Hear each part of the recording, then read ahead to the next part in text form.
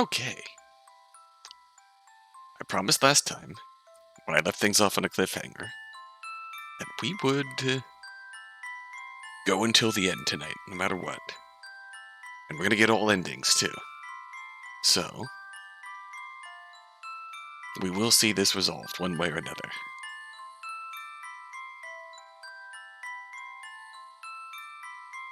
Welcome back.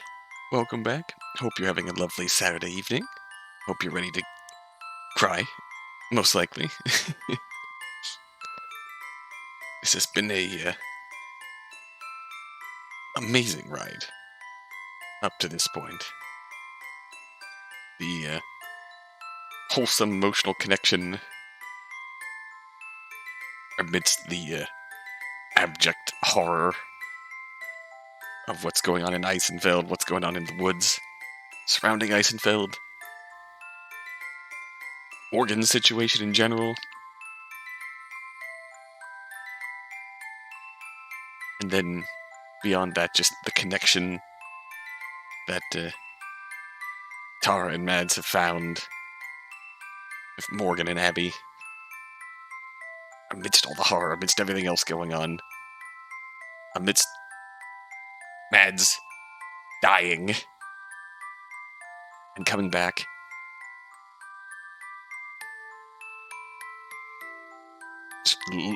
How far they've come. How far they've all come.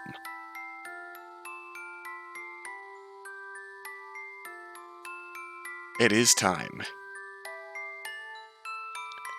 to pick things up and head towards what's objectively has to be the final confrontation here.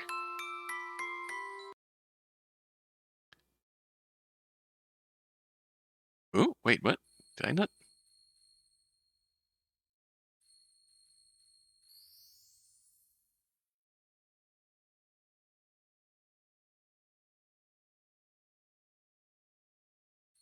Did I load the wrong save?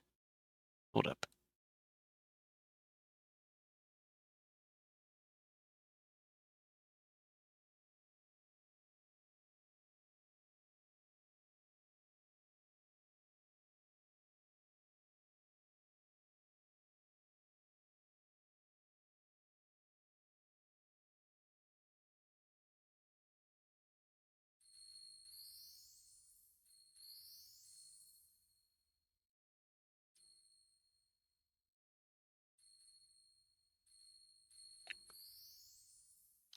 Hold tight here.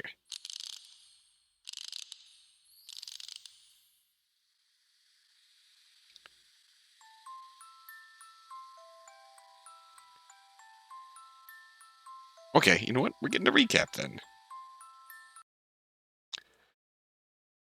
This is not where we left off last time, but you know what? We're gonna roll with it. So, I hold Tara close in my arms. She's nestled close to me. The sun is long gone, but the moon is bright enough to illuminate her smile. I'm smiling too. I close my eyes and let myself relax. I think I might actually sleep well tonight. But as always, luck isn't on my side. Hey, What? do you hear that? I strain my ears and see if I can sense anything out of the ordinary. Apart from the usual sounds of the forest, it is silent. I can't hear anything. Maybe you dreamed it? Unless this is a dream, it's definitely real. I can hear it right now, I swear.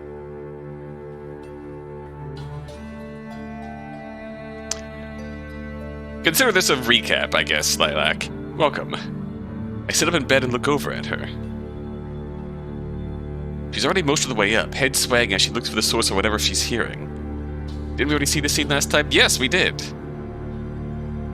Yeah. I was gonna say, that was my... Yep. I thought I saved, but I did not, in fact, save. Whoops. Recap time, then. She's already... Previously on Heart of the Woods. We actually had a really good time. We had a really good night. Things were going really, really well. And then the Ice Nation attacked. She's already most of the way up, head swaying as she looks for the source of whatever she's hearing. Well, what does it sound like? Kinda like, Makes a strange whooshing noise and twirls her arms around. I don't see how arm movements are a part of a sound, but I doubt I understand what she's talking about, no matter how she put it. She looks back at me for confirmation. And then some fool turned on the lights, yeah. All I can do is shrug. In response, she jumps out of bed and starts pulling her clothes I'm on. gonna go see what it is. You coming? No, I'm not coming. This is a terrible idea, Tara. Whether or not this sound is real, I'm not about to let her go off on her own. I promised I'd protect her, and that includes protecting her from mysterious noises. Right behind you. Oh, that smile. Besides, as powerful as Maddie is, there's still a chance Evelyn could be trying something. I follow her out of bed and pull on my shoes. She gives me a quick grin in response, excited to have me along for the ride again. Tara bolts out the door as I finish tying my laces. A second later, I hear her banging on the door to Maddie and Abigail's room. Mads! Are you guys making that noise?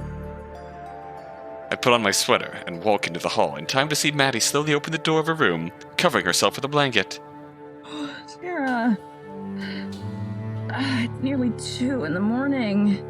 Whatever this is, can it wait till morning? Come on, not you too. I thought it was coming from your room. Well, technically, Mads, it is morning. Abigail's voice calls out from the room, along with the rustling of sheets. What was coming from our room? Are you kidding me? Turns and storms away for the door, moving out into the kitchen. You sleep in that Fairy Queen outfit, Maddie? I mean... Clearly. I nod apologetically at Maddie before following Tara.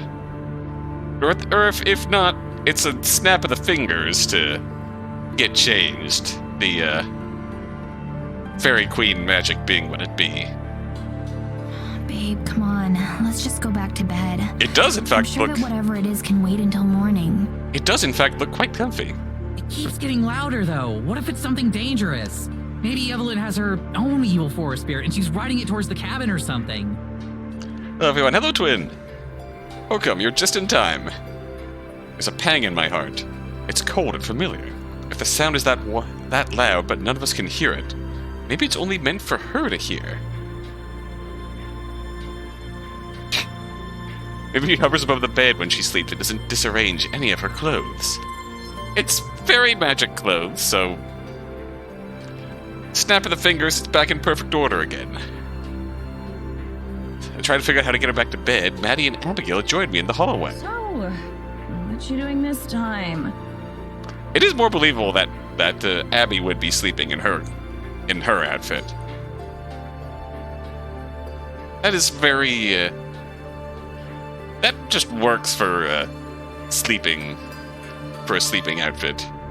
She woke up hearing some kind of whooshing noise that I couldn't hear. It's also I adorable. thought she just imagined Love that it, format. but she can still hear it. Love that for her. Maddie rubs her chin, puzzled. Abigail looks out at Tara with a worried expression. I can't shake the unsettling feeling in my chest either. This isn't the first time something like this has happened, so I'd be inclined to dismiss it. But with everything else that's happened this month... Before she can finish her sentence, Tara turns toward the door. There! It's right outside! Abigail realizes it first. She steps toward Tara, reaching out her hand. Tara, don't! What if it's... Oh no. No. I'm an idiot. Why didn't I figure it out sooner? Tara, stay away from the door! She doesn't look back. As she takes another step toward the door, I will myself to start moving again. Now you guys are actually gonna be able to see what I'm talking about. You're gonna feel so dumb for doubting me. I'm running toward her, but it's too late. She grabs the handle and throws the door open. Wait, what? There's nothing outside. Maybe that sight will be enough to bring her back to her senses. The sound's gone. It was right there. Silly Tara, there's nothing to see here. She turns back to look at me. I'm only a couple steps away and I can see the expression on her face. She's terrified.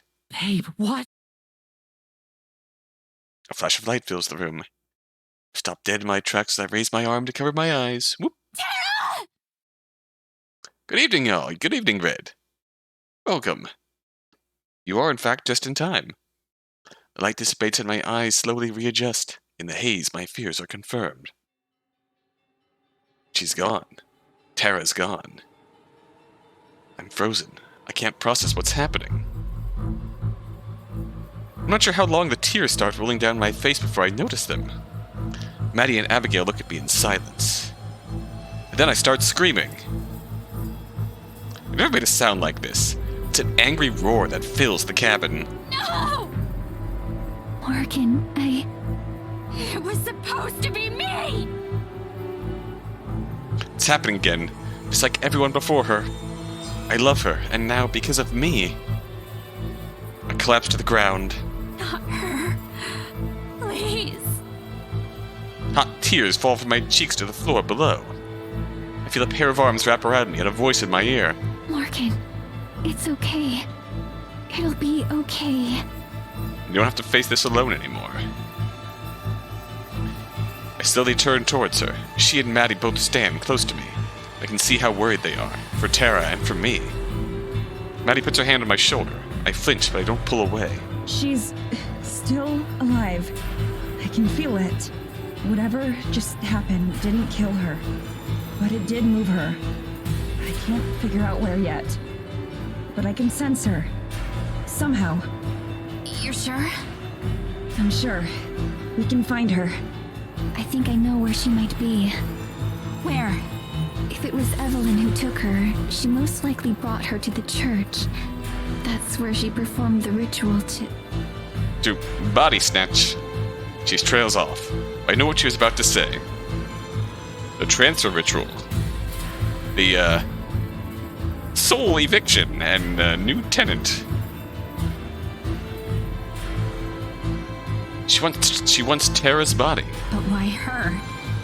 That's what she was raising me for. Why would she take her? I'm not sure, but I've got a feeling there's only one way to find out. I'd hoped we'd have enough time to come up with an actual plan before we had to face her. But we can't just let her have Tara. Hell no, we're getting our BFF back. I'm already heading for the door. Maddie and Abigail follow close behind. We can figure something out on the way. Let's go. We'll think of something. We have to. This time it's going to be different. I'm not going to let Evelyn win again. I'm getting Tara back, no matter what the cost. And this time I'm going to make sure Evelyn never hurts anyone again. For better or for worse. This is the end. And chapter 6. Well, that was a line I should have cliffhangered on last time. This is the end. Tara? Perspective? Ooh.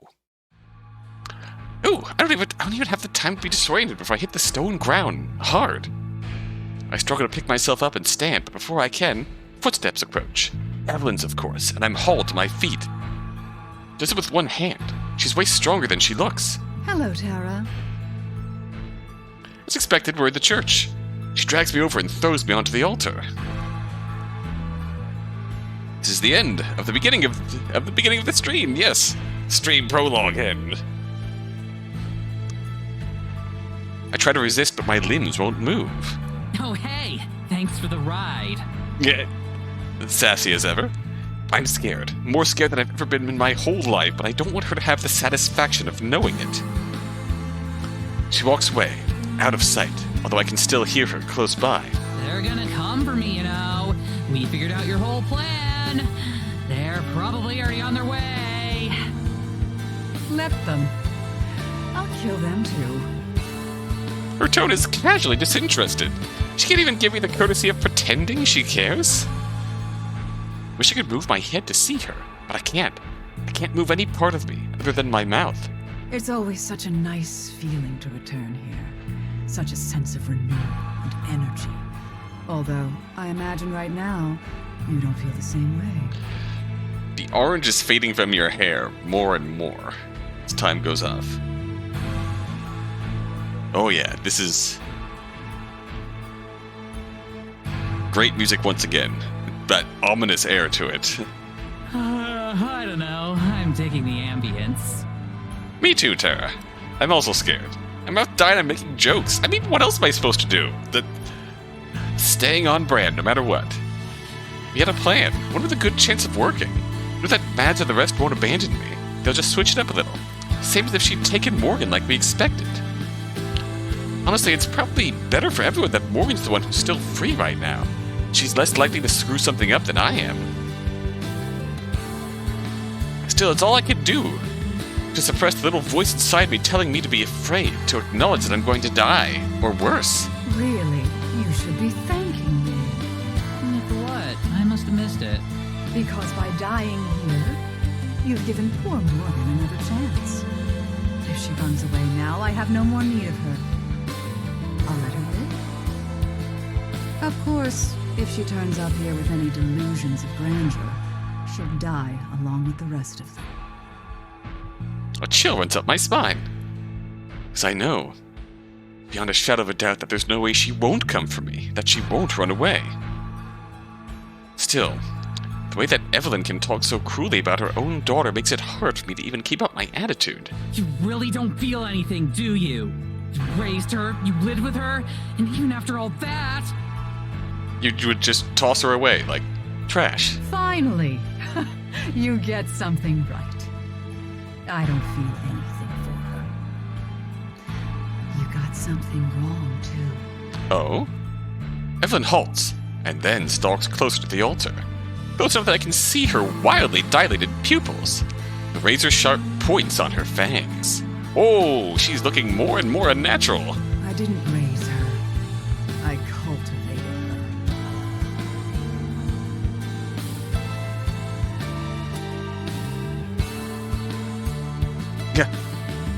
It's a strange day that I see Dawn playing with a visual novel instead of Freya, and Freya's playing a game. Yeah, I saw Freya's playing Cookie Run, running those cookies, and here we are, we're about to die. Hello, Mira. From the minute she was born, I prepped her for this fate, to be a worthy vessel. Evelyn's got issues. Well, Evelyn does not have... Evelyn has issues, but Evelyn is... It's a lot to describe here, but... How could I have known that a much more useful one would arrive at my doorstep? Just days away from my ascension. Really? Now she takes a step back, letting the moonlight fall across her. She arches her back like a cat, enjoying it. Ooh? She raises an arm, and I'm lifted into the air like a circus performer, suspended from nothing. Oh, this is bad.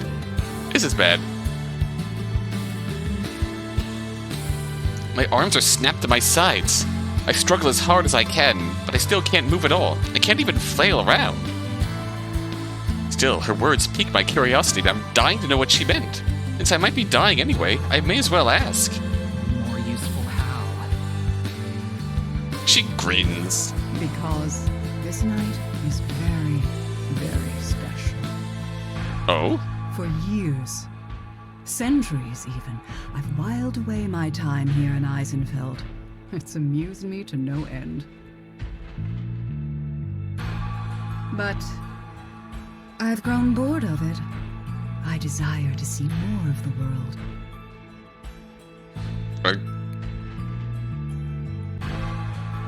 Are you taking Tara just to... 1, fuck with Morgan some more, and 2, to leave? And while any human body would do, I suppose, there's merit in one such as yourself. One with influence and fame. I don't even know the words to convey how disgusted I feel. It's not enough for her to steal my body, but she also wants to pretend to be me? I think the horror I feel must show on my face because she smirks. And she does so. Her skin starts to shimmer and shake like there's light just underneath it. Thin thread of ethereal matter, like the spell that she used to bring me here, ekes into existence. It stretches between her hand and my chest. The second it comes into contact with me, I feel like all of the strength is sapped out of me, like I'm being sedated. Am I really passing out and not dying? I'm not sure if the two feel different. Would suck extra hard if I was dying, though, because then my last sight would be Evelyn sneering cruelty. Just before it all goes black, she manages to get in one final taunt. What an ironic fate for you, don't you think? You came out here seeking magic, and now You die to you it. found it. Ooh. That music stop. Morgan. Maddie, please blip us out there now. Need to hurry. We're up and ready to go near the instant that Tara disappears. It's a shock, of course, but not one that messes up all of our plans. Walk to the front door, which is still open and banging in the wind. I'm going to fucking kill her if she hurts Tara. Yeah! Yeah! Tara will be fine. She's tough. Besides, we've got a plan, right? She's tough. Yeah. She can survive being yeeted into a wall by Evelyn, but this is different. This is danger. Morgan's really going through it. She deserves some F-bomb nights. After a long moment, I nod. Right. She deserves a little swearing as a treat. Maddie turns back to face Abigail, who's half hidden by the bedroom door. Are you sure you want to go, sweetheart? You can stay here. Of course not. There's no way you're doing this alone. I'm just a little nervous, that's all. Understandable. Me too. I'm a lot nervous, actually. We'll be fine, though. She keeps saying that. It'll be true, right? Wish I could believe it. I wonder if Maddie even does. You're gonna fake it till I make it. I scoop up Geladura and wait outside. We need to leave now, but I force myself not to rush them along. A minute later, they follow me outside. They run together, passing familiar scenery.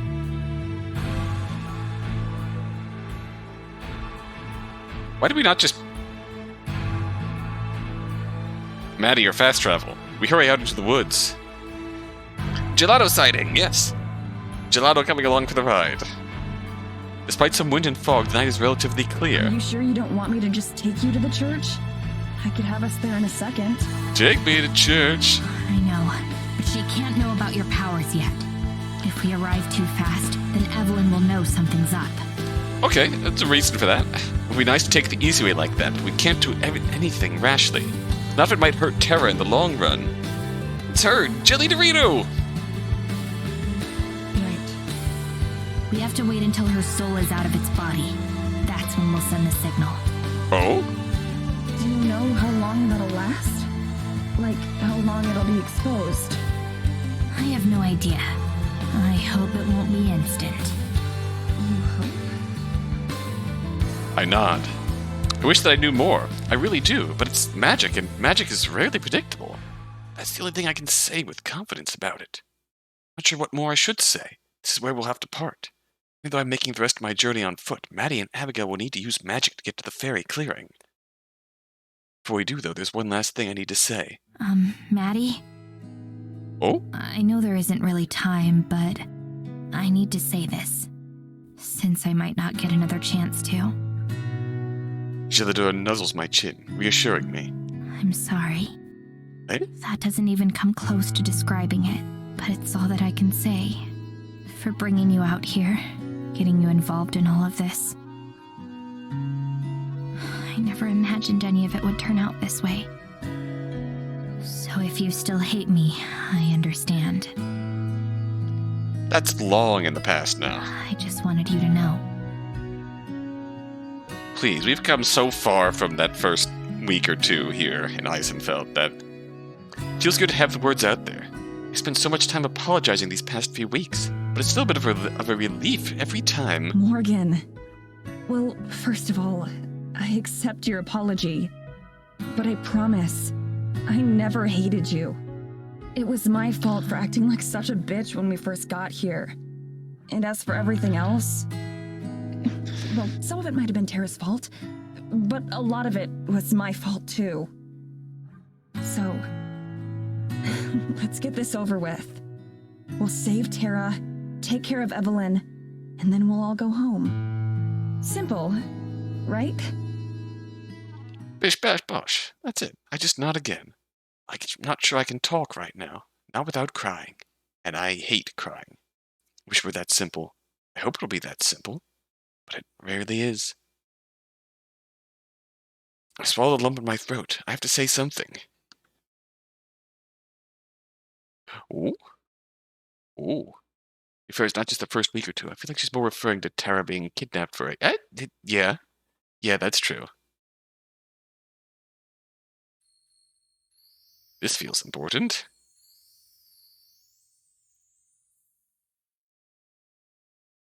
Ooh. Ooh. Ooh. This is a big decision time.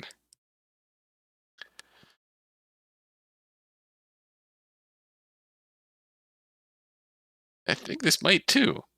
We have 3 choices.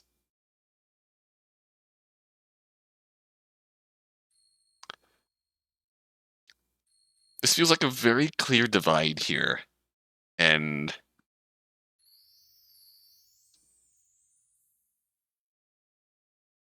this feels, yeah. And there are 2 bad endings and 1 good. This feels like the good ending choice. So I'm going to save that for last, I think. Yeah, I wonder which of the 3 choices will lead to a good ending. So we're gonna go top down. That is my choice here. We're gonna go top down. Promise I'll make it up to you. I promise I'll make it up to you. Based on the choices you made earlier in the game, some of the dialogue choices here won't be available. Oh.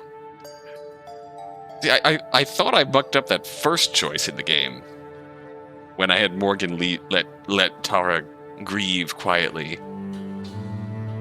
So that worked out nicely then. Every ending is available. That works out perfectly. I'll make sure you get home safe. So now we can run through all endings. Awesome. I'm not going to let any of them get hurt again. I promise that to them. And to myself. Maddie nods. I trust you. Thank you. At this point, it might be more than I deserve. I'm grateful for their kindness. I turn and face the direction of the church. I've said my part. Now it's time to keep moving. I'll see you at the ferry clearing, where all this will end. You try to tell Tara to be strong instead of letting her grieve. The good ending won't be a... Oh! So I made the best choice. I was gonna say, at the time, based on Morgan's inner monologue, it did not feel like the best choice.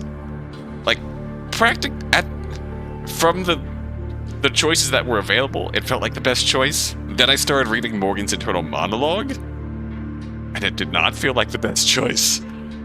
But I'm kind of glad that it worked out that way. The other 2 nod in agreement. Without looking back, Gelidura and I head for the church.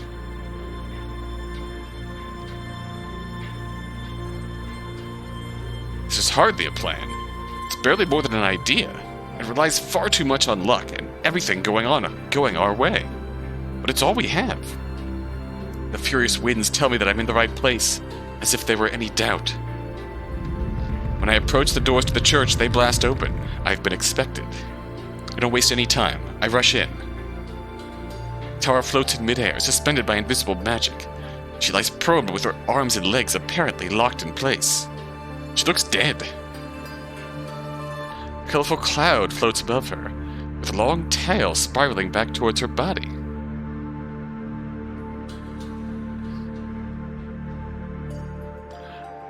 Oh, so there's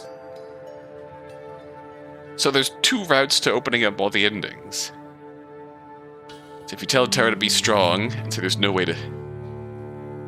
If Morgan is too strong or too weak, you're locked out of the true end.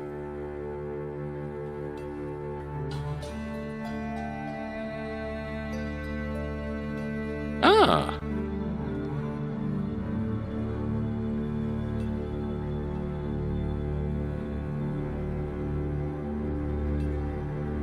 That's interesting. Help your prayers made my character too strong, now I can't get the best ending.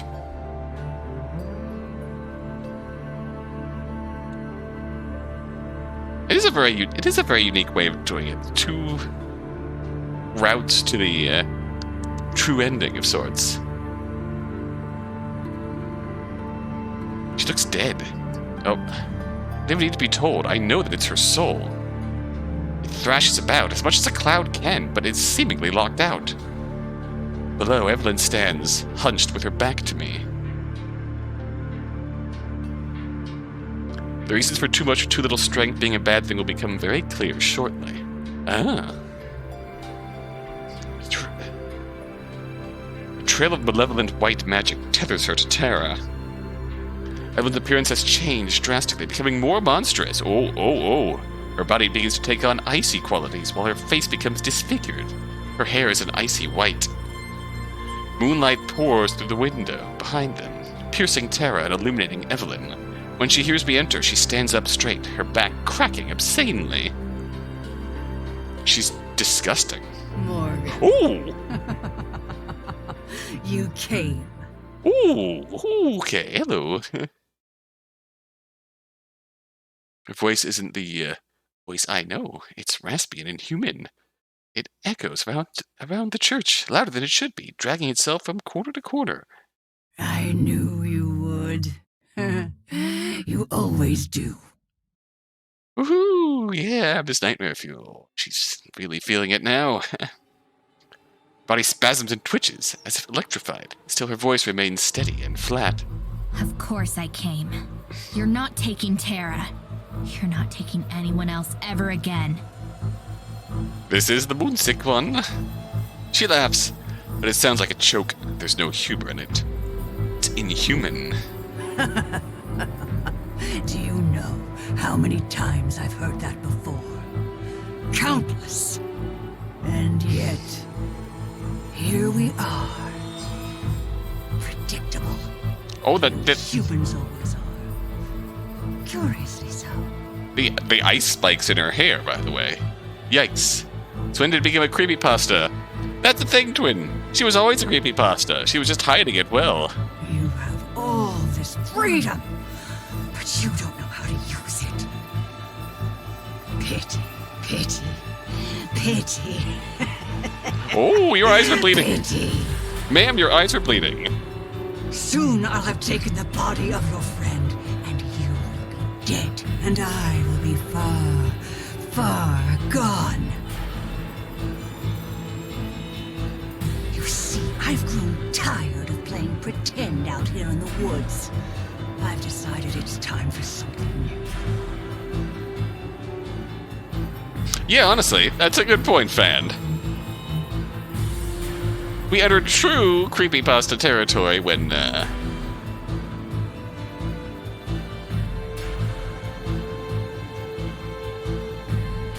entered true creepypasta territory when, we got the faceless Terra doppelganger, which led Mads out into the woods to die.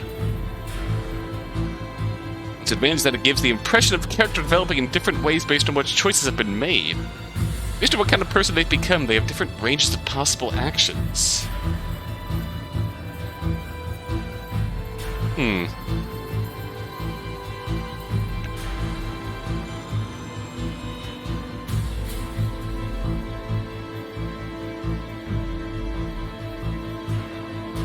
Tara is going to give that to me.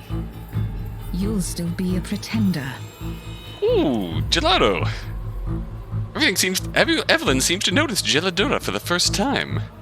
And she licks her bloody lips. You. So, you're here too.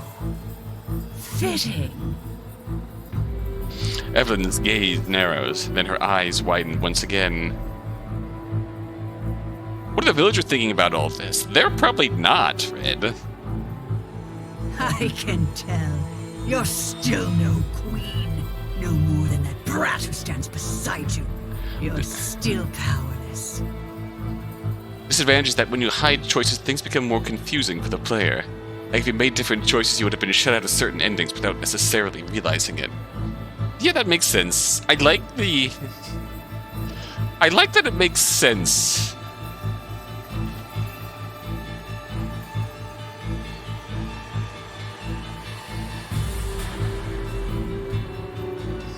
gonna say I see the advantages in it. Jill, you're here too. Tell me. Who's the pretender now? Ooh, ooh, that was. I was not expecting that. That took a turn. A brick detaches itself from the ceiling, plummeting straight down toward us. I dart out of the way, barely managing to avoid it. Shieldor yowls as I squeeze her harder than intended. You're just as pitiful as she is. What did you think you could do? How did you think you had any chance? Or is it just human nature to try? Even if you're doomed to fail. That nightmare voice got me. The moon is at its peak. We're close to it. If she waits much longer, she won't be able to complete the ritual, and she'll have done our job for us. Maybe she knows this because she turns away from us once again. I have to stop her. It's that corpse husband voice for a sec. Yeah. I push my legs forward, but some invisible force pushes back. Like moving through quicksand, I can barely inch forward. Something's protecting her. Inch by inch, I'd have to keep moving. A pulsing ball of magic starts to form in front of Evelyn. She focuses intently on it. The light from the moon falls directly on her. Her skin reacts to it, bubbling and boiling like hot wax. It must be agonizing, but she doesn't react. Oh, your eyes are bleeding more and more. Maybe she's beyond pain. Gelador leaps out of my arms, making her own way beside me. Her breathing is ragged and labored. Neither of us waste more energy on words. Don't know what I'll do if I reach Evelyn. I just know that I can't sit still. The coalescing ball of magical energy continues to grow and grow, taking on a sinister, dark hue, the color of a moonless night, the color of an empty void. It starts to spin, crackle, and shimmer. That's when I realize that this isn't for the soul transfer. It's too strong, too unstable. What the... Before Morgan finished speaking, a tendril of malevolent energy suddenly shoots out straight toward her. Oh!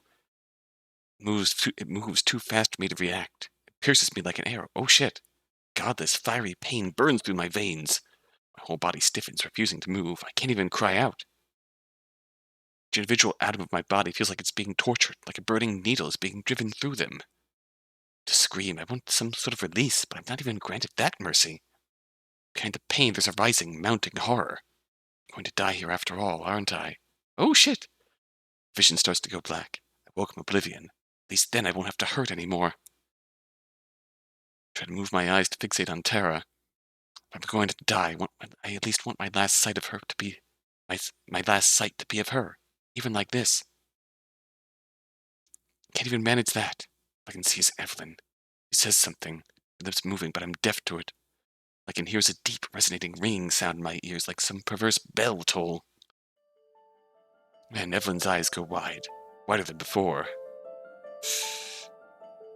The air behind her shimmers and shakes, just like her magic spell. Empty space. Tears itself open and she's sucked backwards like a rag doll. Oh! At an instant, the magic and the pain is gone, leaving behind no trace. I fall forward, my momentum having been locked in place with me. Just ahead, Tara crashes to the ground, limply. I stagger to my feet, not trusting my body to support me, but it does. The complete absence of pain is a shock in its own right. I feel like I should be experiencing the after effects, but I'm not. All that lingers is the memory. Gelador scurries over to me. Morgan, are you alright? I think so. I feel fine, actually. What happened to Evelyn? She licks the back of her paw for a second, then stops. I'm afraid that I panicked and I sent the signal to Madison. I tried to help you, but I couldn't. My own power is still weak. Not nearly enough to match Evelyn's. You should have let me die. None of this matters if Maddie isn't able to stop Evelyn. It was going to be unlikely to begin with, and now our odds are even worse. She must know as much. She pads back and forth, her tail twitching in agitated fervor.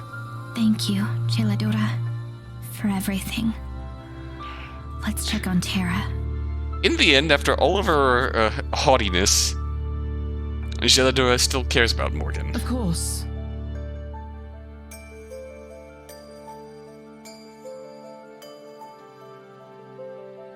Gelador still cares about Morgan. We rush over to where Tara lies prone on the concrete on the cold floor. Her soul is nowhere to be seen, which I hope means it returned to her body. I cradle her as tenderly as I can, checking for a sign of a pulse or breath. I gently prop her against my chest, stroking her hair. Please be okay. Please. 2 tears dripped down my face, landing on hers. I didn't realize I was crying. Sheldora lingers beside us, nuzzling her face against Tara's cheek. She's alive. I can feel that much. Is she okay, though? I don't think she should experience any lasting effects from the magic. It's the fall to the ground that worries me more. Okay, that is pretty high. To be fair. That's true. She fell from pretty high up onto a stone floor. Wipe away the tears that fell on her, steeling myself to prevent any more. I traced my finger along the curve of her jaw, down to her lips. They pressed together, just for a bit, to kiss my finger. Tara? Tara, can you hear me? I'm afraid to let hope spring into my heart again. Her lips move, just barely. I can't hear you. There's a soft, blessedly warm gust of air against my face as she sighs and forces her eyes open. I said, I'm dumb as bricks, babe. It'll take more than head trauma to hurt me. Okay, she's good. I pull her up into a hug, and she pats my back.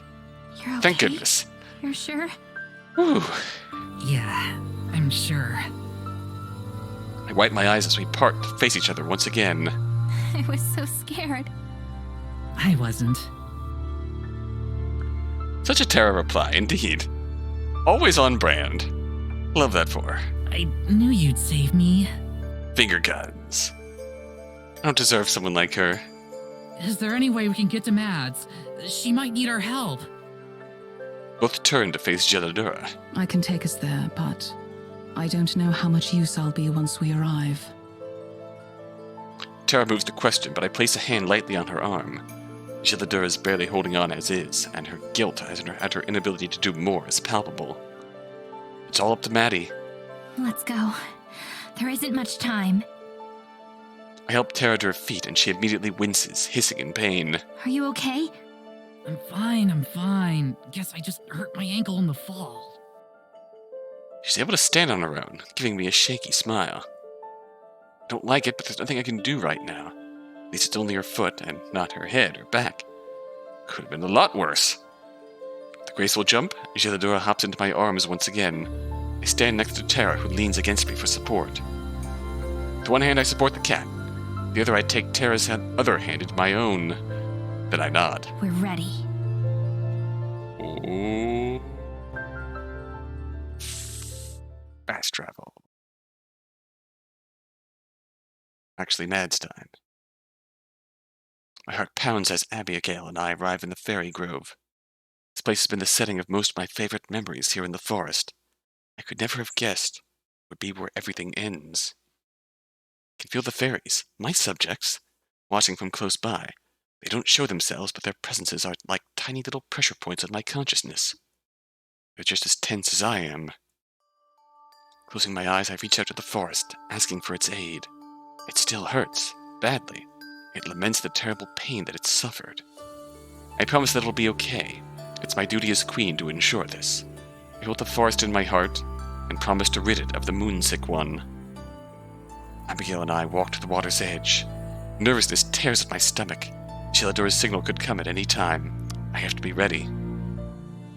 High above, the moon offers its light to us. The whole lake is dyed in its silver glow, shimmering and refracting and amplifying. Moonlight caresses my face like a lover, warm and invigorating. I indulge in it, letting it sink in through my skin, my roots, my forest. Every little second could be crucial. How do you feel? She holds my hand loosely in hers. Nervous. In a way I've never felt before. Nothing else in my life has ever been this important. There's never been life or death consequences like this. What if I screw up? I expect to see fear reflected in Abigail's face as well, but when I turn toward her, she looks serene and unbothered. I have complete faith in you, Madison.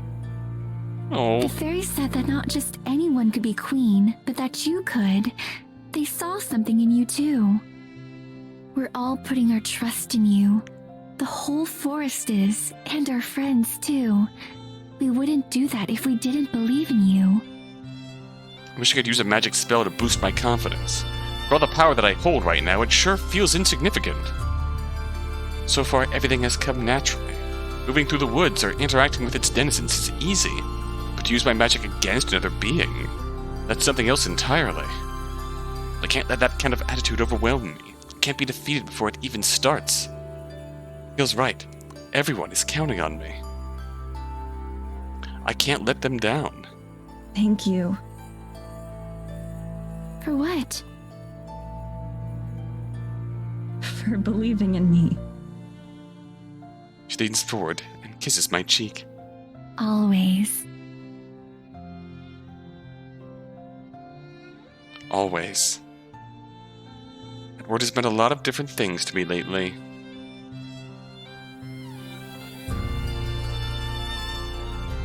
My concept of forever keeps shifting and changing. Even now, I'm not entirely certain what it means. I suppose that after tonight, I will. One way or another. You know, when we were here before, there were times that I wished it could last forever. Where it was peaceful, and just the two of us. But now, more than anything, I'm ready to go home. I'm ready for us to make new memories. Together. Nothing would make me happier. When you came into my life, I thought that it would be fleeting, like a nice dream that I might someday look back upon and smile. I didn't dare imagine nor hope for anything more. But now, well, perhaps you've made an optimist out of me after all. Aww. I kiss her forehead, and then her nose, and then her lips. I love you. More than anything. I love you too, more than anything. Aww. Together, we face forward. And that's when I feel it. Cold flash of foreign fear. It stabs through my head and the idyllic scenery. I recognize the origin immediately. Geladora's panicked signal. Step away from Abigail, clearing a space. I force myself to breathe evenly as I reach within myself, mentally, searching for the magic. I call upon the power within me. Unlike below when it blossomed and flourished at my request, now it lies dormant and afraid. I understand. I'm afraid too. There's no time to be afraid. Using my authority as Fairy Queen, I coax the magic forth. The church's presence aches like an infection, and I promise the forest that I'll help heal it. Magic ripples through the woods, and sets upon the church, finding Evelyn easily. Can't see her in my mind's eye, but I can feel her. Feel her hatred and scorn and fear. So I'm not the only one who's afraid then. That's more reassuring than anything else. If she detects the magic that's coming for her, then I can't tell. At my will, the tendrils of magic wrap around her like vines. Then I stick my hand out, my physical, actual hand, and I pull. Yeet! The result is immediate. Just above the surface of the lake, a ripple disrupts the air as a massive rift opens up. Within seconds, Evelyn falls forward through it, collapsing in a heap to the shore. It's wrong, though. She's still in her regular body. It's not just her vulnerable soul like it should be. I take a fearful step back. Uh-oh. Why did Geladora send the signal early?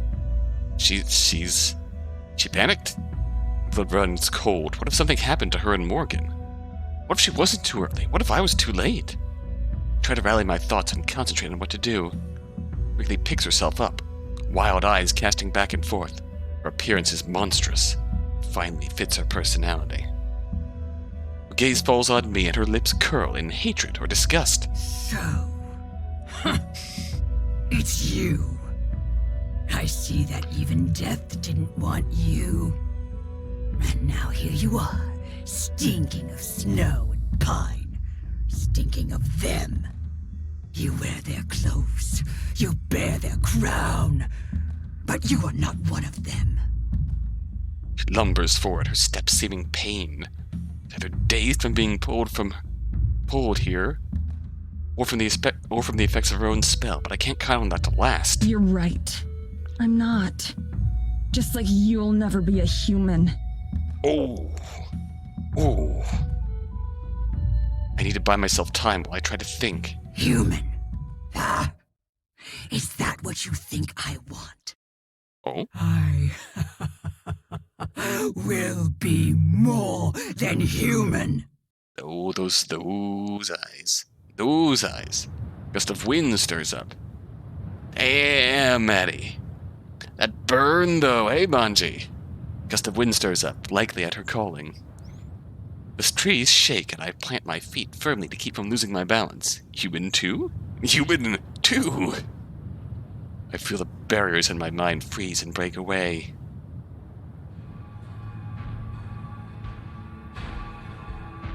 Oh. She's gone. As the world spins around me, the moon shines down on the lake. I search for a presence within my mind, but I can't find her, like a fish that slipped off the line. I need to calm down. My heart races as my head begins to ache and throb. You're so fragile, so easily damaged, so easily broken. Oh, she's in here. The biting wind intensifies, threatening to sweep my crown away. Abigail shields herself with one arm. Evelyn, however, remains unaffected. What's wrong, little child? Why not make this easy on yourself? I can make it painless for you this time. Reality and illusion blur and blend, and the fabrics of my vision tear. Oh, she takes another step forward in my mind, and shouting what little focus I had. She's almost close enough that if she lunged forward, she could grab me by the throat. Instead, Evelyn scratches at her own neck, her nails drawing blood, but she doesn't seem to notice. High in the sky, the moon watches over us, indifferent. I can feel its light sustaining me, the same as it bolsters her.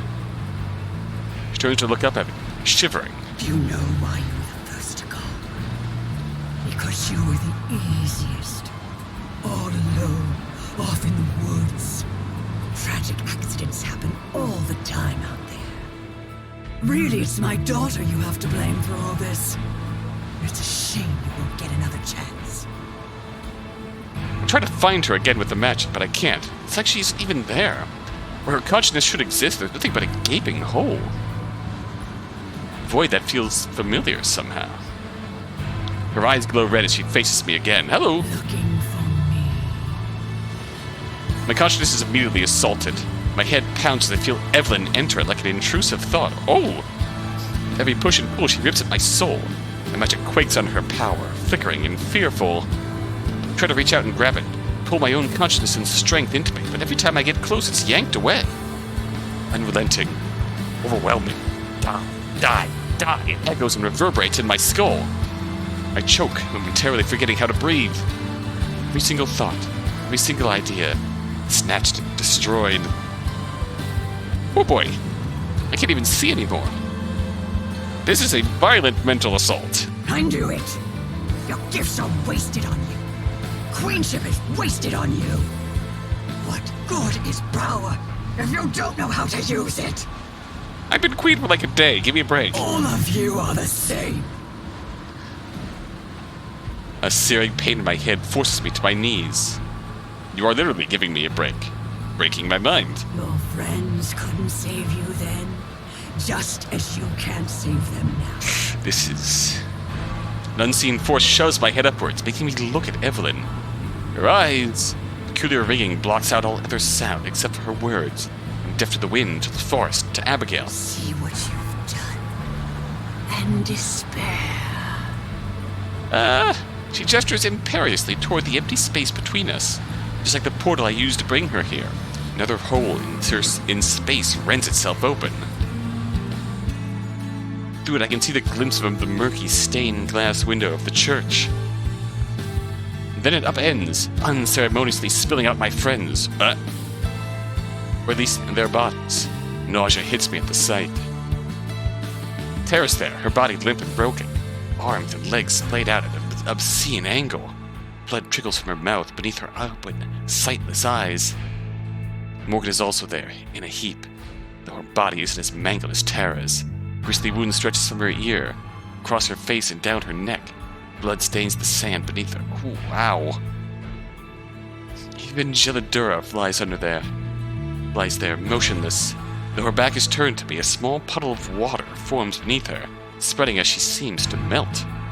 I scream. I want to run towards them, clutch at my heart, but I'm pinned in place. How? What went wrong? Was this why the signal came early? I shouldn't have left them alone. I should have gone with them. This is my fault, isn't it?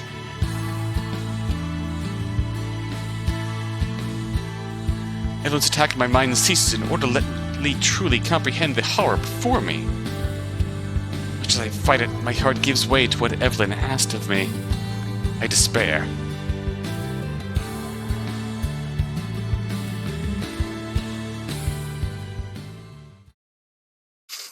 Oof. This is perhaps the best thing that could come of Morgan and Tara coming. Immediately proving Evelyn's illusions wrong. Our feet touch solid ground, and Tara immediately loses her balance. I grab her shoulder to keep her from falling. Geladura pants heavily, the magic having taken a heavy toll on her. Maddie, Abigail, and Evelyn are on the far side of the lake. The Abigail seems to notice us. Even from a distance, the terror on her face is clear. Come on, they need our help. Tara takes one step forward, then falls to the ground, clutching her ankle. Shit. Just then Maddie screams. Pain or in horror. A sick feeling in my stomach. All three of us turn to look, though there's nothing new to be seen. I know from experience that doesn't mean she isn't in pain. Abigail is tugging on her arm, but Maddie doesn't react at all. She must be beyond even feeling it. And just behind Evelyn, a familiar-looking ball of sinister light is forming, sparkling in the moonlight. Its tendrils jolt and jag with a familiar hunger. Maddie doesn't even know. Evelyn turns back and looks at us, a sadistic grin on her face. The tendrils of magic shift, and a feeling of impending doom fills my lungs. I look back at Tara, who scowls at her foot as she tries to move. There's no way she'll be able to. I don't have long to act. My thoughts feel like a fog, pressing against the horror before me and numbing me. For once, the numbness fills me with a sense of peace and of purpose. I know what I have to do. I kneel down in front of Tara, taking her hands in mine. She looks up, curious with a question on her lips. I don't give her time to ask it. Tara, thank you for everything. Really, I mean it. Everything. I have a bad feeling about this. For once, my being bad with words is a strength here. Confusion flashes across her face, but she doesn't interrupt. I love you. I really do. As I keep speaking, oh. I'm sorry for everything that's happened. I hope that you'll be happy. Wait, what are you...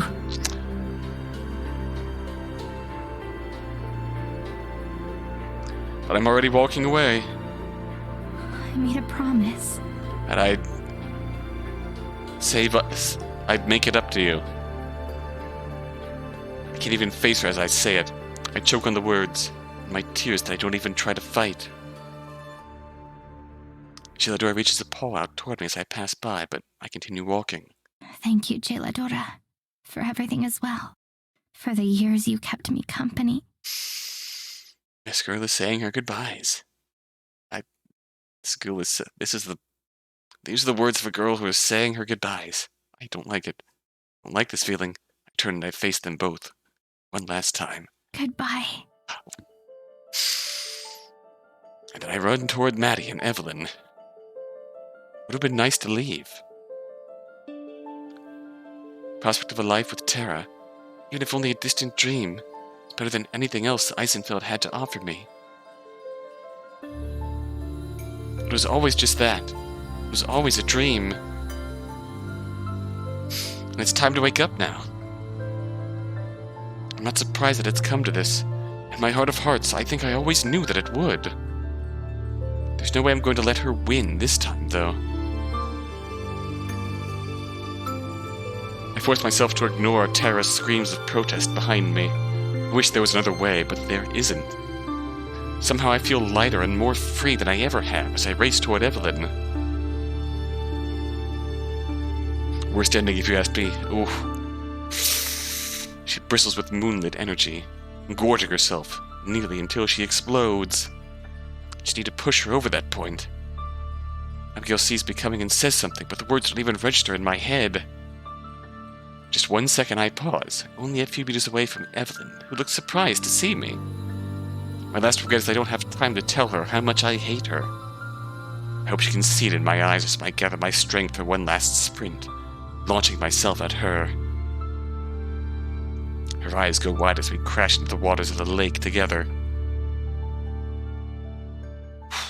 Ooh. The rest is silence.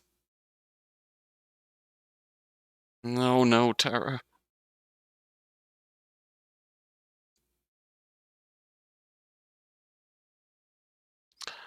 Yeah, same. I see Morgan tackle Evelyn. Watch them hit the water together. I see it, but I can't stop it. I see the moonlight and the water both shimmer and shake. Water splash everywhere as the two of them thrash around. I see the splashing stop and go still again. I see Gelidura, the cat, stretch and sprawl as dark magic evaporates from her paw.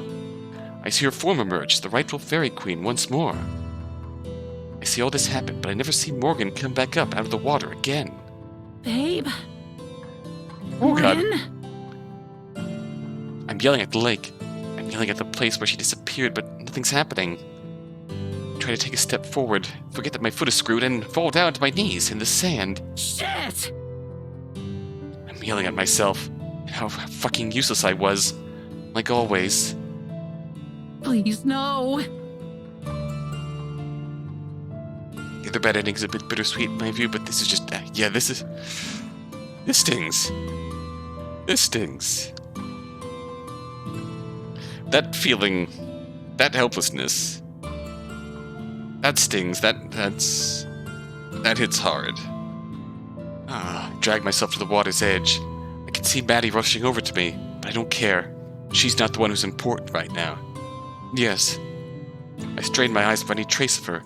Why hasn't she come back up yet? I mean, I know she can hold her breath a long time, but this is pushing it even for her. Tara.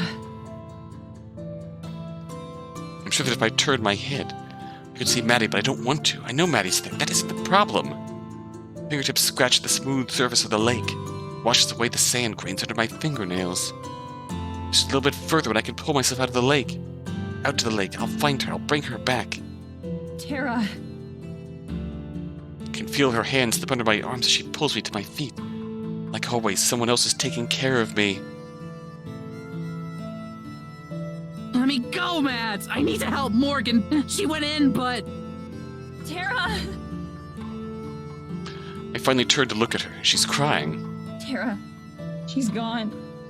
I don't want to believe her. It can't be true. Not after all we went through. You're wrong! She can't be gone! We were supposed to go home together. She was supposed to come back with us. She was supposed to... All the things that we were supposed to do come to mind at once, even as I try to push them away. Morgan was too weak. Oh, this is... Collapsed into Maddie's arms, sobbing. This was the ending where she was too strong. She was too strong. She took the responsibility upon herself to make things right, and the result, as we see.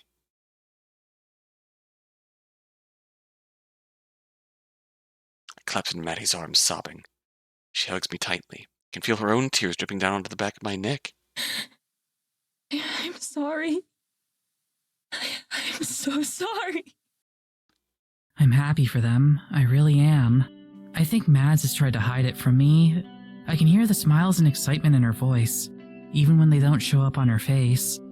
And the way she looks at Addie, the way they hold hands. She's just really delicate in a way I've never seen her before. The change is obvious. I've got to be supportive, right? Any good friend would be. It's just... Oof. Our last few days in Eisenfeld feel like they're gone in an instant. I guess I'm also kind of zoned out during them. It's hard to describe, but none of it feels real. It's like I'm watching myself in one of my own videos. I can hear my voice, hear myself laugh and joke, but that's not me. Tara's really gone through it in this outcome. She's already had to grieve for Mads and everything that was left unsaid then. Then Mads found her way back, and she had the hope of something more, a closer relationship, something new to her that she's never had before, this close, this genuine romance. This genuine love that she'd found for what seems like the first time for her, and now it's just all... it's gone just like that. I'll be sitting in the living room and look at a clock and it'll be midnight. I won't even remember doing anything else that day, and then I'll just go to sleep right there on the couch. I can't go back into that room. And it's like that for however long we have left. It's all hazy. I don't even remember packing. And then we're at the train station, getting ready to board. Abby is pointing at everything and asking all kinds of questions. I don't think she's ever seen a train before. Mads is so patient with her. She even seems to enjoy explaining all this stuff. They're good together. Before we get on board, Mads grabs my arm and pulls me aside. Hey, listen, She says. I just want you to know that... I interrupt her. I'm okay, Mads, really. You don't have to worry. I flash her the old grin and finger guns. I've done it so many times on camera when I was sick or tired that I don't think even Maddie can see my heart isn't really in it this time. At least I hope not. Oof. Yeah. That... she had the hope for something more. She'd found something more than she'd ever had. Oh, don't do this now. Don't do this now. Just blinked, this twitch went red briefly, but... she finally had something more. And... not only is it gone just like that for poor Tara, now she has to go ride home with Mads and Abigail. She wraps her arms around me anyway. I just want you to know that I'm here for you. I can feel the tears want to come out. I'm not gonna let them. I wrench my eyelids shut and take a deep breath. That's all I've got. My pride. Mad steps back, hands on my shoulders. She smiles at me. Abby smiles at me. Both of them have this look of pity in their eyes that they don't even try to hide. That's the last thing I want. Understandable. Come on, let's get out of here. Maddie says, and she leads me onto the train. Abby's a big bundle of giggles and excitement. You'd think it was already Christmas by how she's acting. Then again, it's probably better than Christmas for her. I can't believe we're finally leaving. I never thought this day would come. I never even dreamed about it. And now, it's a little scary. Abby says, her eyes shining. She's literally vibrating in her seat. Yeah, this is Morgan's theme. Oh, no. It's scary for me to leave, too. Just not in the same way. I realize I'm staring at her too late. Our eyes meet and I look away towards the window, but before I do, I see that look on her face again. Pity, mixed with guilt. She doesn't even say much after that, at least not that I can hear. She and Mads kind of just whisper to each other while I stare out the window, watching the forests and mountains pass by. I don't know what I'm gonna do. I was just starting to have all these plans. Things were starting to feel certain again, and now... there had to be some other way. There had to be. I'm not sure who to be angry at. I don't know who to blame. Hours pass. It's hard to tell. Abby falls asleep with her head on Maddie's shoulder, and Maddie just keeps shooting me these concerned glances every time she looks up from the book she's reading. Yeah, this is gonna This is... She doesn't say anything, though. She probably doesn't know what to say. I sure as hell don't. I lay my head against the glass. It's cool, and the way my head bounces off it as the train goes along is kinda soothing.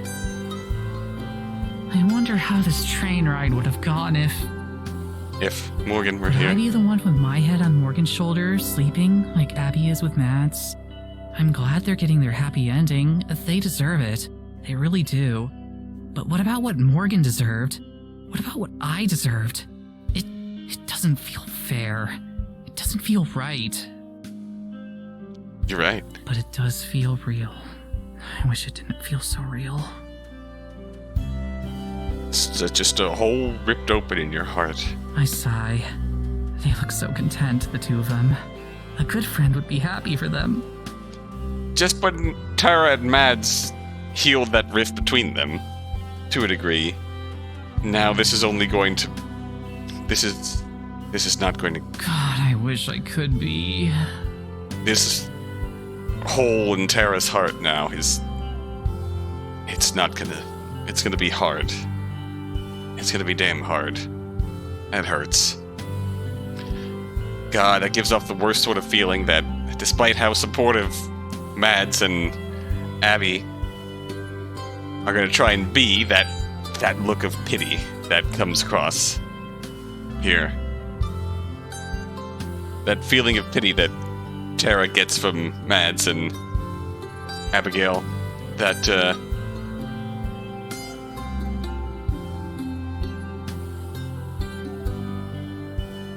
whole feeling of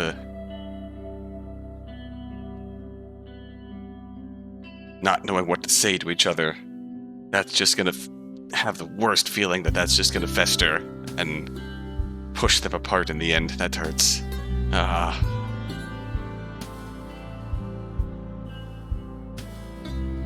Paranormal t-shirt design.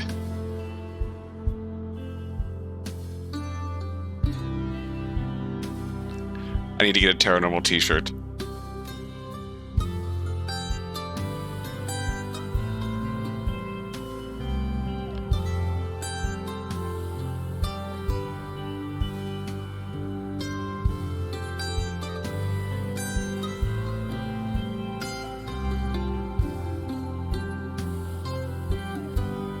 I think we all learned a lesson here. Never go to Europe.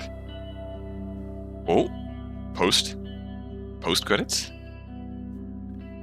Oh, hello. Stepping foot in our apartment again elicits a strange mix of emotions. There's the relief of being home and the elation of having Abigail here with me. There's a lingering sorrow from one very notable absence. Morgan should be here too. Tara makes jokes, blows off personal inquiries, and avoids showing any signs of the intense pain she's feeling. I have to imagine she's furious with me, too. Everything I say to her is met with hesitation before she responds.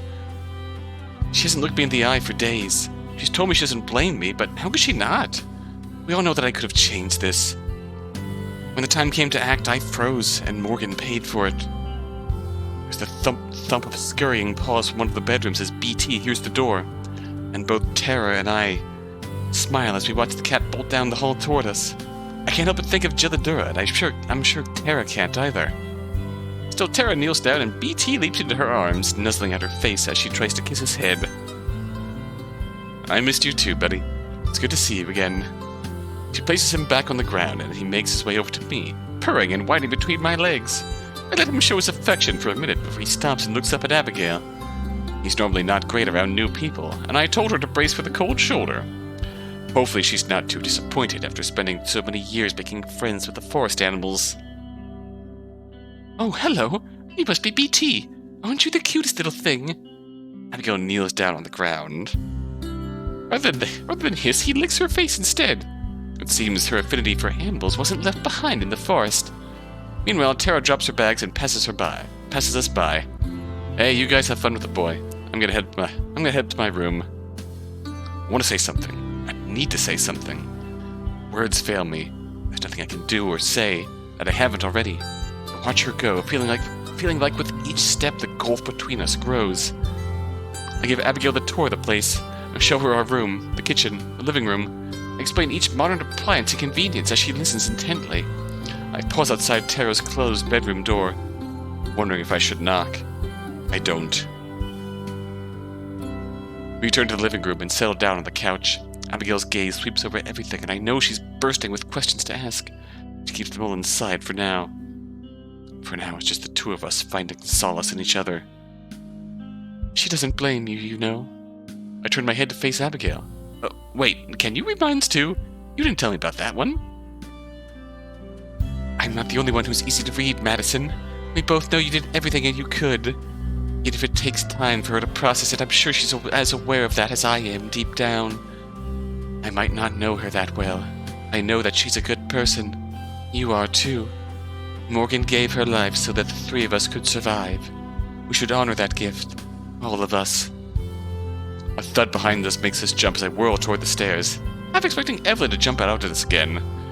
It's going to be a long time before I can shake that fear. But it's not her, of course. It's Tara. Back again. She reaches out for one of her suitcases, making faltering eye contact with us. I can tell she's still not sure how to feel. But the fact that she came back down here is a good sign, right? I want to reach out and offer some real help, but I know she has to do this at her own pace.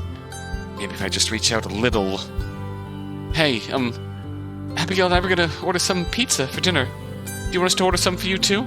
We can get Hawaiian. She looks at me like I'm speaking another language. The awkward silence makes me immediately regret my offer. But after a moment, she smiles. It's small, only on her face for a moment, but it's real. The first real one I've seen from her since we left Eisenfeld. You hate it when I order Hawaiian. The last time I did, you talked about how it was unnatural for 10 minutes straight. Is that a no? That fleeting smile widens, and this time it stays there. By my side, Abigail smiles too. Tara sniffles. For a moment it looks like she's going to cry. With a small cough, she suppresses it. Instead, she gives me a small nod. There's no way I'm missing out on a chance to make you experience the joy of pineapple on pizza. You're on. Having said her piece, Tara turns and heads back upstairs with her bag. I tell the distance between us is still going to take a long time to fully repair. But I know that as long as we're on the same team, we'll get through it. We've proven that time and time again. We all have our share of fears for the future and regrets toward the past. But we all have time to face them and to grow, because that's the best way to honor Morgan's sacrifice. We're going to live our lives to the fullest, without regrets. And we're going to do it together. Oh. Restless One. That the achievement for this ending is called Restless One. Oh. God, even...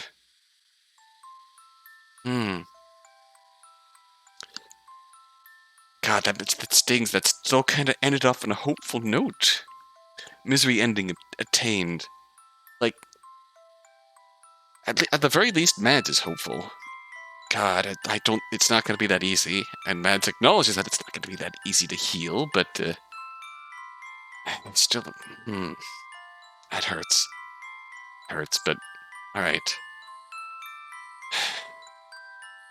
Time to act!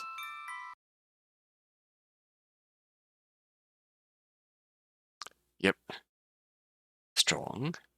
I'm leaving Eisenfeld. Taking Tara with me. One way or another, this ends tonight. I don't care what it takes. Evelyn will be stopped. Tara and I will leave for the life we talked about. That I've dreamed about for so long.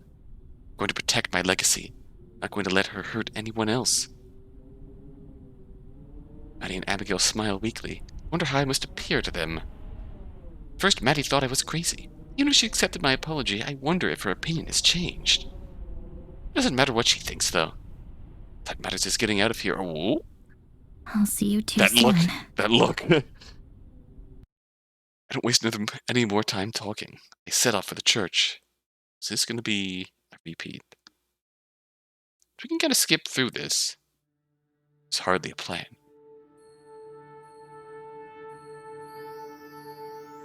Bruh.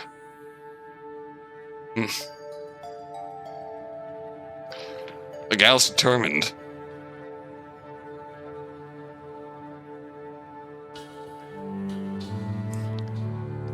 Save everyone, or leave, or get out alive. Yeah, those... She'd be like, The choice of Morgan makes her a bit less self-sacrificing. Yeah, she is not giving up on that hope of the life, but life with Tara. And now...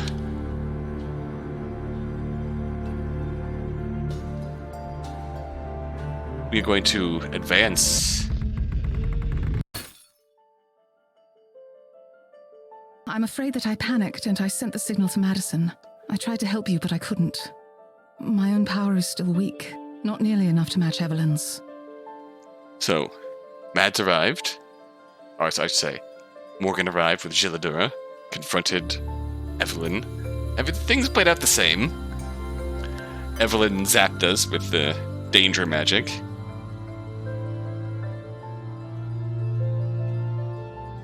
Gilladura sent the signal, and Mads just yanked Evelyn to the fairy pond. There's no changing it now. None of this matters if Maddie isn't able to stop Evelyn. It was going to be unlikely to begin with. Looks like we're in for a hard fight. Gilladura must know as much as well. She pads back and forth, her tail twitching in agitated fervor.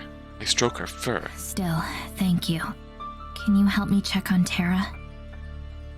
Of course. Okay.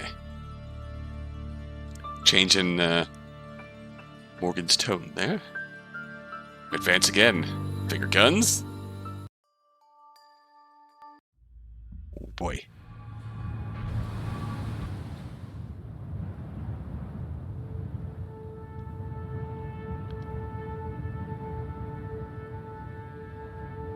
Oh yeah, that's right. She did, yeah. She was infinitely more self-sacrificing though. You should have left me to die. Focusing on the plan to stop Evelyn over her own life. So, catching up on where we're at here.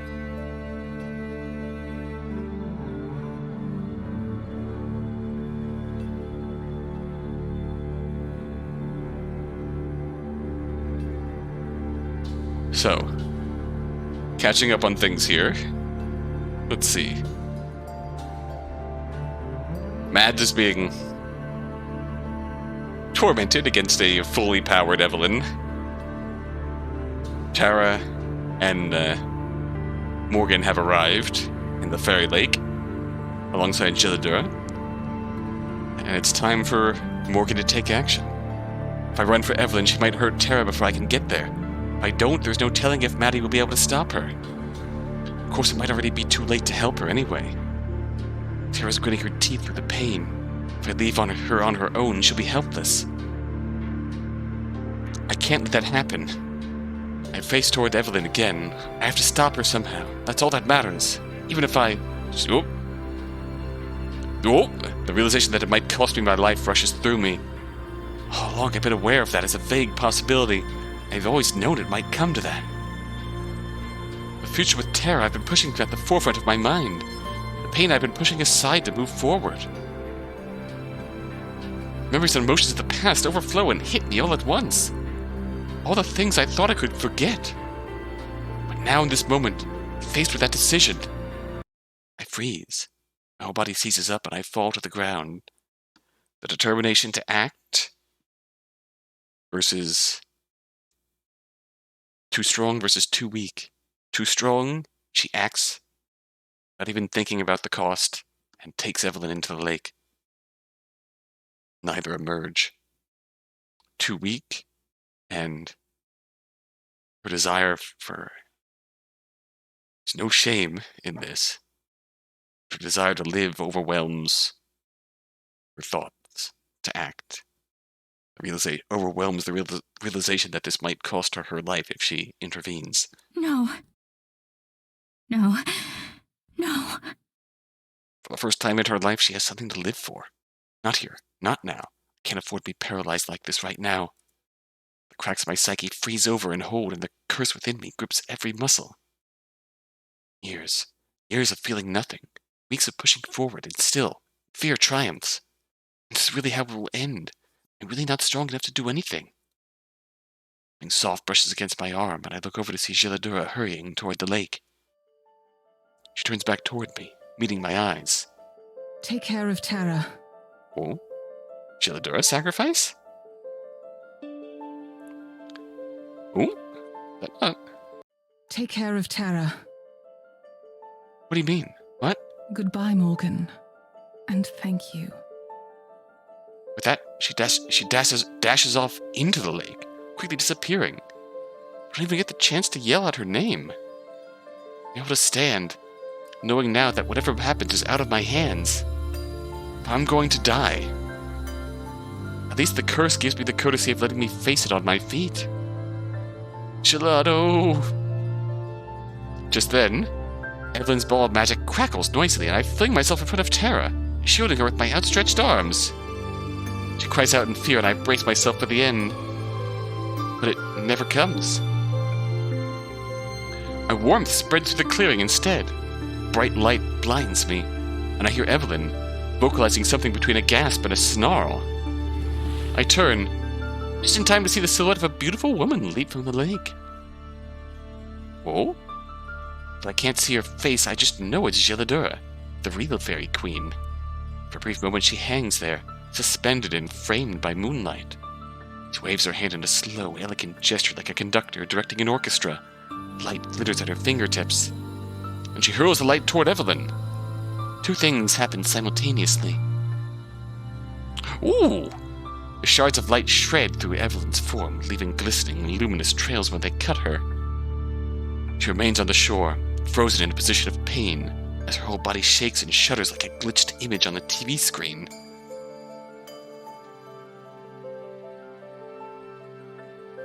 Then she starts to melt, starting from her feet and working quickly up her body. She collapses inward on herself, leaving behind nothing but a thick black goo that stains the sand. At the same time, Geladura limply crashes back to the water, her life force spent. Her fragile form dissipates into starlight that's scattered across the rippling surface, her brief return as queen already over. Everything is quiet. Is it over? Is she gone? I think so. Melting away into sludge is a fitting and hopefully permanent end. Terra and I separate, and she leans on me for support. And then we start to hear a buzzing sound. It comes from all around us, spreading through the trees. Fairies burst forth from their hiding spots, swooping over our heads and across the lake. They don't pay any attention to Tara and I, nor to Geladura's sacrifice. Instead, they flock straight to Maddie and Abigail, a thick cloud over their heads. I'm sorry, Geladura. Push thoughts about her in the back for now. I helped Terra over to where our friends are as quickly as we can manage. She staked everything on this final blow. She gave her life to save us. Maddie looks distraught. Abigail tries in vain to comfort her. As we get closer, I'm able to hear just what it is the fairies are saying. Our queen! Our queen! We promised them a queen. They chant the phrase over and over. I feel nauseous as I realize the consequences of what's happened. Without Geladura, there's no fairy queen to take Maddie's place. By her own agreement, she has to stay here. Forever. It wasn't supposed to be like this. Just Tara and me, without Maddie and Abigail. And it's my fault. Something changed about the fairies' magic the instant Geladura and Evelyn died. Oh no. Maddie and Abigail both faded away from sight. We didn't even get to say goodbye. And is this Matt's theme? Oh no. It's not like they're actually dead, you know? So we don't really have to worry about them. Tara's been saying stuff like this since we got on the train. Since before then, in fact. Her wording makes it sound like she's trying to reassure me, but I know it's more for her own sake. Not that I mind. I'm willing to indulge anything that makes it easier for her. Didn't get to say goodbye to Mads the first time, and now she didn't get to say goodbye to Mads the second time. That's true. And with Maddie's magic, I'm sure they'll never be bored or lonely. Yeah, for sure. Plus, I'm sure Mads can, tell her all about film theory, recite the script to her favorite movies a bazillion times. Stuff like that. That nerd. Went from the 3 Musketeers to 2? 2 for none, Dale. Yeah. She's in tears before the sentence ends, and I pull her into a tight, guilty hug. The rumbling of the train makes it uncomfortable, its motion slamming her against my chin repeatedly, but I don't mind. As far as I'm concerned, I exist right now just to make things better for her. As much as I can. No matter how inadequate. Tara is suffering. God, Tara's suffering. She gets to leave with Morgan, but at the cost of Mads. Gets to leave with Mads and Abigail at the cost of the love of her life, Morgan. It's worst possible choice. They are all technically alive. Yes. And one died, but still. We haven't talked about what we'll do when we get back. The prospect of a future together is equal parts bright and ominous. I know we'll get through it, together. But I also know how hard it will be.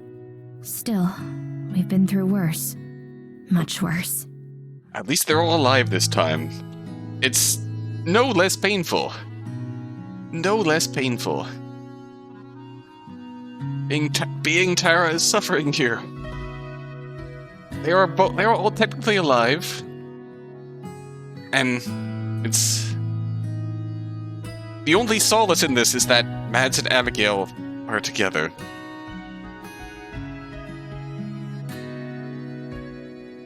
But it is still no less painful having to leave them, not being able to say goodbye. It's as much... It's a small solace. It's a small solace. Everything I own is here in this train car. The belongings that I wanted to take with me fit in a suitcase. I didn't say goodbye to anyone. I'm sure the village will be lost for a while without Evelyn, as they recover from her influence. But just like the rest of us, they'll be better off in the long run. We left most of Maddie's things behind, just in case she comes back for them, Tara explained. We also left 2 train tickets on the table in the cabin. Tara had printed 4 before we had even reunited with them, just in case. Oh, wow. Oh, wow. Yeah, thinking about how desperate both Mads and Abigail were to leave the forest and see the rest of the world hurts. This is right after... God. First bad ending, Morgan got ripped away from Tara. After building up the hope for a life together, the hope for a love together, letting themselves be more than be something more for the first time in either of their lives, having that future ripped away from them. In this case, from Mads and Abigail's perspective, they were here. For one, this was the first honest to goodness time Mads has been in love like this too, and Abigail said it before this started in the fairy lake. Maddie had made her an optimist, had given her something to look forward to. That's life outside the woods, outside of Eisenfeld, seeing the modern world, and just like that, it was all ripped away for them both. For so many years, I dreamed of a train ride like this. A one-way trip out of Eisenfeld and towards a new life. There are still hours to go before we get to the city, and then hours of waiting for our flight, and then hours to be spent in the sky. I wish I could sleep through them all. Neither Tara nor I got any rest last night, even though we tried. We just spent the whole time tossing and turning. In one bad ending, Tara and Morgan lose their future. In the other, Maddie and Abigail lose their future. In my mind's eye, I kept replaying those final moments, as I hesitated, and as Jaladora sacrificed herself, It was only due to the rippling moonlight that she was able to stop Evelyn, to save Tara and I. If I had done something differently, then I'm sure it wouldn't have ended that way. Maddie and Abigail could be here on the train with us, Cheladora back with the fairies. Except this is real life.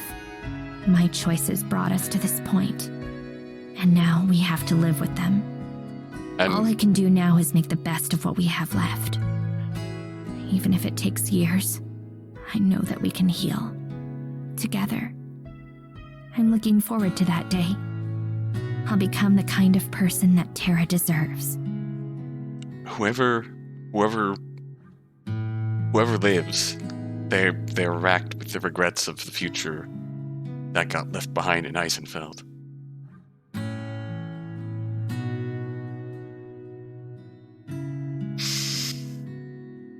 Oh man.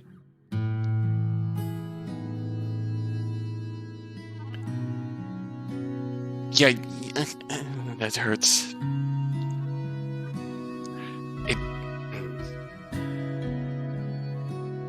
It doesn't make it hurt any less that Mads and Abigail at least... It makes it hurt a little less that Mads and Abigail at least are there together, but it still hurts. They both have to deal with the aftermath of their future, their hopes and dreams being ripped away and being left behind with the fairies. Yeah. It's bittersweet as heck. Post-credit scene takes it to another level. Oh no! Oh no! Oh.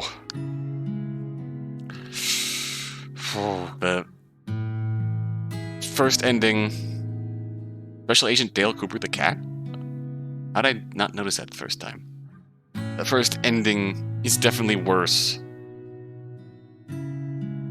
God, because Tara has to find some way to live on after losing Morgan. And having to live with Mads and Abigail who get their happy ending. Post-credit scene had some sweetness? That's what Red mentioned. That ending scene there. No cryptids were hard in making this game. Oh. It takes a week or two before Tara is able to go into Maddie's room. She only stays in there for a few minutes before the tears start flowing. After 3 weeks, she calls Maddie's family. I hold her hand while she listens to them sob. They don't speak to her again after that. Oh man. Understandable, but still that hurts. It takes 2 months for her to be ready to start cleaning out Maddie's room. BT keeps scratching at the door, waiting for Maddie to open it and let him in. Oh. It takes a long time for her to make her video about what happened. She keeps it vague. She moves on to something new. We get our own place. The old house had too many bad memories. Give our new home a life of its own. We heal. We grow. I wait a long time before I propose. About 5 years after we first... After we first met, I get down on one knee and ask her to spend the rest of her life with me. She freezes for a moment. I start to worry. And the tears start to flowing, and she puts on that big goofy grin. Obviously, I wasn't planning on spending it with anyone else. My parents are thrilled. To my surprise, they love me. And I get to call someone Mom without feeling sick to my stomach. Mom helps me pick out a suit. Dad helps me pick a venue. It all goes smoothly. We get married in the spring. She can't decide if she wants to wear a dress or a suit, and ends up wearing both. A suit jacket over a gown. I love it. She writes her own vows, and everybody laughs. In the front row, there are 2 empty seats. Sarah, oh. Oh.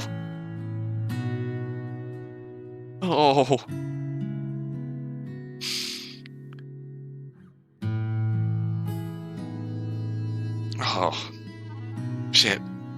You never know. They might still show up. It'd be mad awkward if I didn't have a place for them. Oh.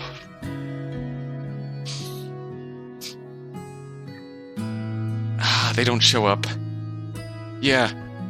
Oh, man. But somehow I get the feeling that they'd know. Wherever they are, I bet they're happy for us. I hope the 2 of them are as happy as Tara and I are. Oh shit, that got me. Oh shit, that got me. I kiss Tara on the altar. It feels like I'm kissing her for the first time. Is It's the most wonderful moment of my life. As I kiss her, I silently thank Maddie and Abigail, and Gelidura too. This wouldn't have been possible without them. That night I carried Tara across the threshold. She wants it to be as cliche as possible. I have to admit, I like it. It's sweet. It's happy. It's healing. We're complete, and we will be for the rest of our lives. Oh. Oh. Thank you, Maddie. Thank you, Abigail. Goodbye. Ah! Oh. Oh, shit. Oh, no. Oh.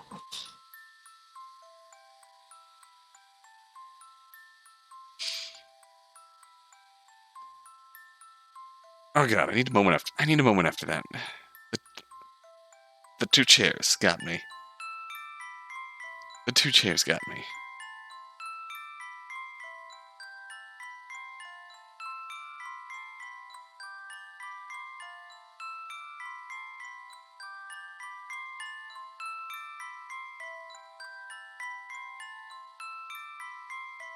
Oh lord.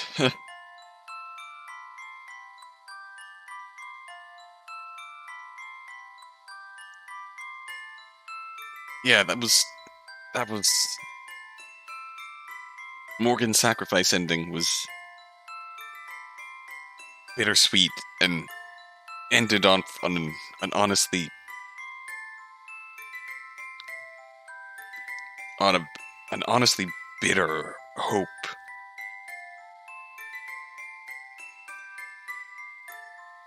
Honestly bitter hope. It's one that we don't know for sure if they would be able to heal. If so, what's left for Tara? This ended off on a emotionally.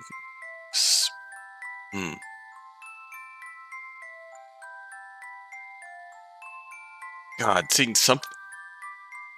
That other bad ending, the Mads and Abigail stay in the woods.